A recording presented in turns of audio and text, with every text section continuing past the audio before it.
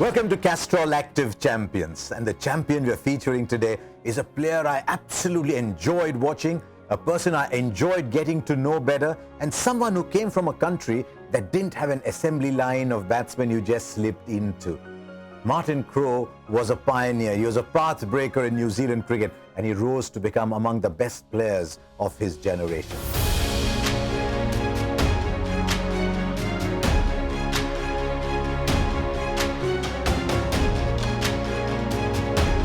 Martin Crowe's batsmanship was steeped in orthodoxy.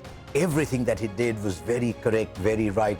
And yet, Crowe as a person was extraordinarily innovative. He was looking at different ways of playing the game, different formats, different structures. His Supermax was well ahead of its time.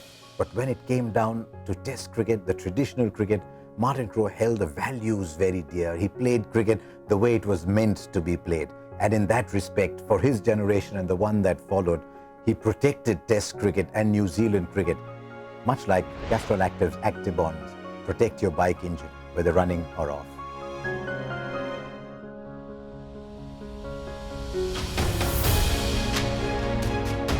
His biggest moment, his crowning glory, dare I say, came at the 1992 World Cup. It was very important for Martin Crowe that New Zealand did well, and you saw the various facets of Crowe's cricketing skills.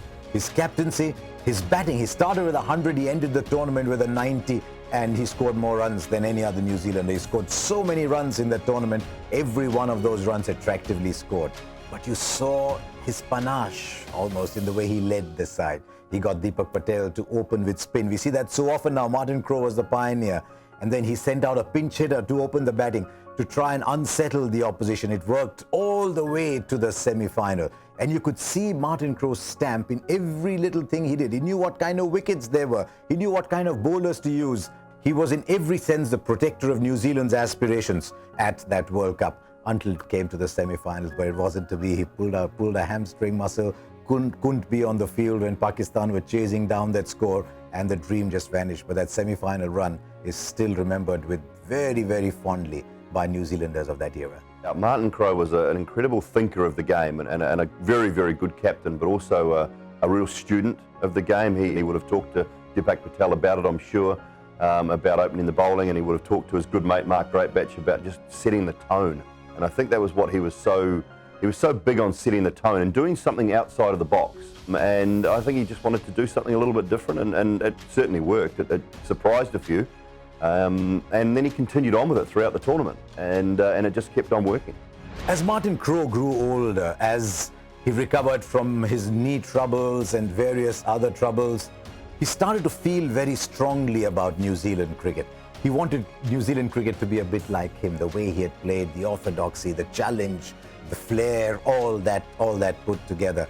And even in his final years, even as he was fighting the ravages of a dreaded disease, his heart lay in New Zealand cricket and in the generation that followed.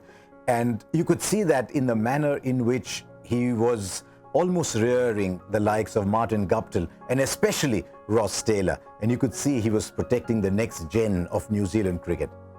Much like Castrol Activ's Actibonds protect your bike engine, whether running or off.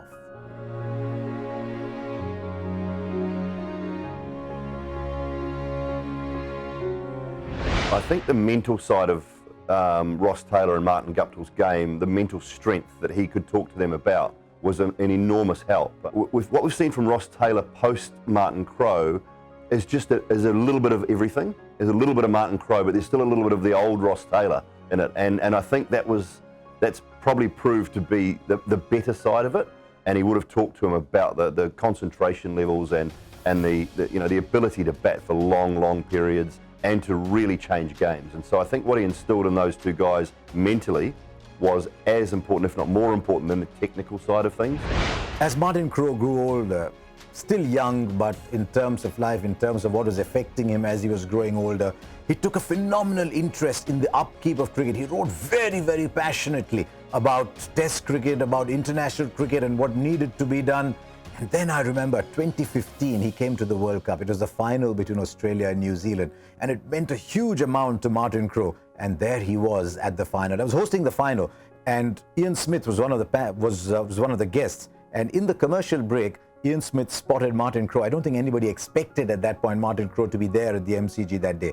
And he quickly trotted across, came back, and I could see that Smithy's eyes were moist. There was the odd tear that was forming on the corner of his eyes. I remember having to interview him at the New Zealand Cricket Awards, and as soon as I started talking about it, I was tearing up. I couldn't really get over the fact that here's this guy who is going through cancer and going through what he's been going through, and he was handling it amazingly well. It was incredible how positive he was about everything, and how positive he was about his future and the time that he had left, whether he didn't know how long it was, but the incredible positivity around it, and everybody else in the room seemed like they were in tears or crying, and here was this guy who it was actually happening to, so strong. So it was quite amazing how he handled it compared to how everybody else probably felt and handled it.